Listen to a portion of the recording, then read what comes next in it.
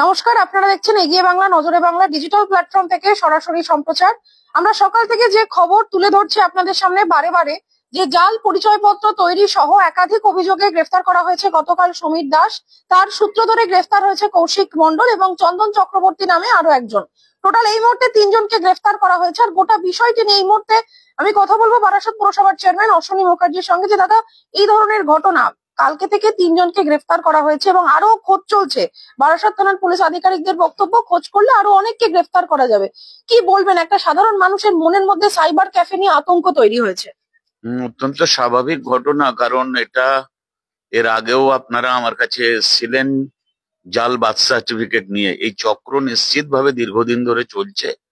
পুলিশের উচিত অত্যন্ত দ্রুততার সাথে তদন্ত করে একদম শেকড় অবধি পৌঁছানো, মানে যাতে একটা জেলার সদর শহর, এখানে প্রচুর মানুষের আনাগোনা, প্রচুর মানুষ, এখন সমস্ত সিস্টেম গুলো সব অনলাইন হয়ে গেছে। ধরুন ট্যাক্স বলুন, ট্রেড লাইসেন্স বলুন, মিউটেশন বলুন, মানুষ প্রয়োজনে তাদের কাছে যাচ্ছেন।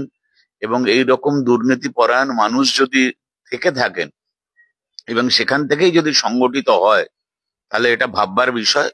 পুলিশ অ্যাডমিনিস্ট্রেশন যত দ্রুততার সাথে বিষয়টাকে দেখভাল করবেন, তত তাড়াতাড়ি মানুষ রেহাই পাবে। এবং ভেবে অবাক লাগছে যে এই ধরনের মানুষগুলো এই অন্যায় কাজগুলো কিভাবে সংগঠিত করছেন এবং আমরা কেউ বুঝতেও পারছি না। এবং এক ভদ্রলোক তো কালকে আমি টিভিতে দেখছিলাম, সে নিজেকে পরিচয় দেয় নবপল্লীতে থাকেন, তিনি অ্যাডভোকেট, কিন্তু বার অ্যাসোসিয়েশন বলছেন ওই নামে কোনো তাদের এনরোলমেন্টই নেই, সে অ্যাডভোকেটই নয়। স্বাভাবিকভাবে বাইরের মানুষ প্রচুর বারাসাত শহরে বসবাস করছেন, ভাড়া নিয়ে থাকছেন, এবং সবার পরিচয় জানাটাও কঠিন হয়ে যাচ্ছে। ধরুন 35টা ওয়ার্ডে 35 জন কাউন্সিলর আমরা যারা আছি, আমাদের পক্ষেও কিন্তু এর কুল কিনারা খুঁজে পাচ্ছি না। এবং সেটা যদি একটা প্রশাসন থেকে, এই যে ওয়ার্ডে বিভিন্ন বাড়িতে ভাড়া যারা দেন বাড়িওয়ালারা, তারা যদি একটা নিয়ম করতে পারেন, তাদের ছবি, তাদের হোয়ার অ্যাবাউটস নিয়ে কাউন্সিলরকে জানানো, পাশাপাশি থানাকে জানানো, অন্তত তাহলে সেই মানুষগুলো সম্পর্কে কিন্তু ওয়াকিবহাল হওয়া যায়, তারা কি কাজ করেন, কোন পেশার সাথে জড়িত। এই একটা তথ্য পঞ্জিকা তৈরি করবার দিন কিন্তু চলে আসছে। কয়েকদিন আগেও আমরা দেখেছিলাম আপনারা বলেছিলেন যে কঠোর পদক্ষেপ নেবেন। এই ধরনের দোকান তো যে শুধুমাত্র একটা 30 নম্বর ওয়ার্ডে তা না, প্রত্যেক পাড়ায় পাড়ায় গজিয়ে উঠছে। পরবর্তীতে এই ধরনের দোকানের পারমিশন পেতে গেলে কি কোনো নির্দিষ্ট আইন আপনারা আনার? সমস্যাটা হচ্ছে এখন তো ই ট্রেড লাইসেন্স না, স্বাভাবিকভাবেই যে কোনো মানুষ যে কোনো হোল্ডিং থেকে তারা অ্যাপ্লাই করতে পারেন।